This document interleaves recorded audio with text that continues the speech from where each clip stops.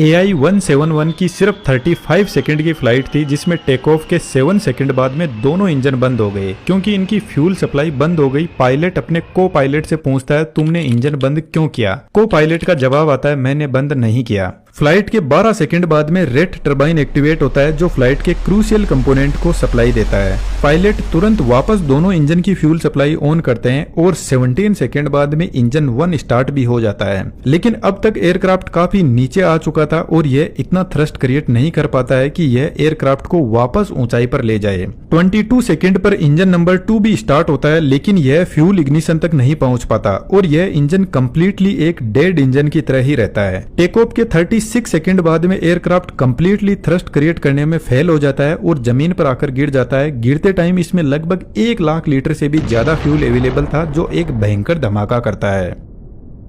लेकिन सबसे इंपॉर्टेंट बात, क्या एयरक्राफ्ट का फ्यूल बंद करना इतना आसान है? और यदि पायलट क्लियरली मना कर रहे हैं तो टेक्निकल फॉल्ट कहां पर हो सकता है? जहां से पूरे एयरक्राफ्ट को पायलट ऑपरेट करते हैं, इसको कॉकपिट बोलते हैं। इसके दोनों साइड में पायलट बैठते हैं और बीच में पेडेस्टल होता है जहां से पूरी फ्लाइट का कंट्रोल होता है और यहां से दोनों ही पायलट के लिए आसान होता है फ्लाइट को कंट्रोल करना। यह जो आप लीवर देख रहे हो, इसको थ्रस्ट लीवर बोलते हैं। जैसे जैसे इसको ऊपर करते हैं वैसे वैसे इंजन अपनी पावर को बढ़ाते हैं, यानी थ्रस्ट क्रिएट करते हैं। तो टेक ऑफ के टाइम इंजन 90 to 100% थ्रस्ट पर होते हैं, जिसका मतलब है इंजन अपनी पूरी पावर के साथ में ऑपरेट कर रहे हैं। और इन थ्रस्ट लीवर के जस्ट पीछे होता है इंजन का फ्यूल स्विच। बोइंग 787 में टोटल 2 इंजन है, तो 2 इंजन के लिए अलग अलग फ्यूल स्विच यहाँ पर अवेलेबल है। अब जो थ्रस्ट लीवर होता है वह कार के एक्सीलेटर की तरह होता है। इसको जरूरत पड़ने पर बार बार कम ज्यादा किया जा सकता है और इसके जस्ट पीछे फ्यूल स्विच होते हैं। तो हो सकता है कि यह भी थ्रस्ट लीवर को यूज करते टाइम ऑफ हो जाए। जनरली जो इतने इंपोर्टेंट स्विचेस होते हैं, इनको एक्स्ट्रा सिक्योरिटी प्रोवाइड की जाती है। इन स्विच को ऑफ करना इतना आसान नहीं है, थोड़ा इसमें एडिशनल एफर्ट भी डालना पड़ता है।